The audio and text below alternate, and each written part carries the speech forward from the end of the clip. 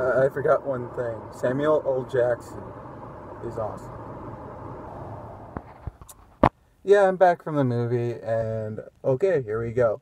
So I give it 95% goodness compared to How Do You Train Your Dragon. So 95% dragon. So Captain Marvel. Okay, so what was like the one small downside? Well, like the dramatic beats, right? So a little bit of spoilers. Um, so when the Captain Marvel eventually goes to Earth, of course, that every comic book movie, Earth is the most important planet, and she has this like best friend that's on Earth who happens to be her fellow fighter pilot buddy from the Air Force. And what else?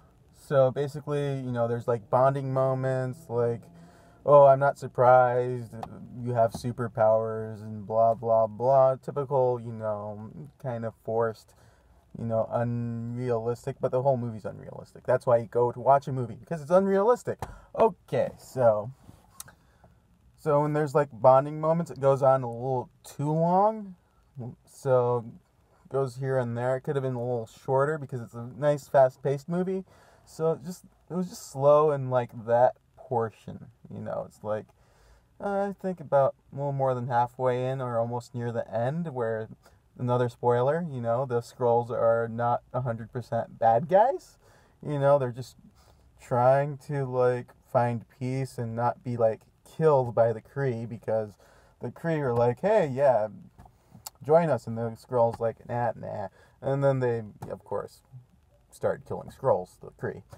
So, I think the movie would also be like slightly better if the Skrulls just stayed bad guys, because the guy that was playing like the lead Skrull, great bad guy. Once he switched to a good guy, it was like, it's kind of boring. And looking at Jude Law, he starts out like as the good guy, and then everything gets revealed that he's like part of the bad guys because he's Kree. So the nice thing about Jude Law is he knows how to play good and he knows how to play bad. So he could be a great guy to watch. He could be either a villain or a hero. Perfect for that role. So those are my minor nitpicks, but it's like great popcorn movie. A great popcorn movie. So the only nice thing about Train Your Dragon, How to Train Your Dragon 3, is that it had great pacing. The villain was great. It wasn't complicated. It was a typical, regular, I'm just a bad guy killing dragons. And that's pretty awesome. But this, I'm trying to think of another strong thing, but pretty much that's the main thing about How to Train Your Dragon 3. Great pacing. And the bad guy just had great beats and hit where he was supposed to hit, and they placed him well. That's what I'm saying. So both movies are great.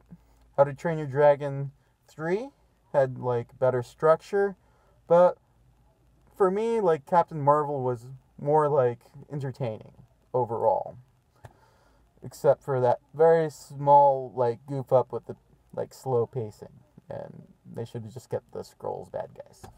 But yeah, that's it. That's my movie review. Peace out.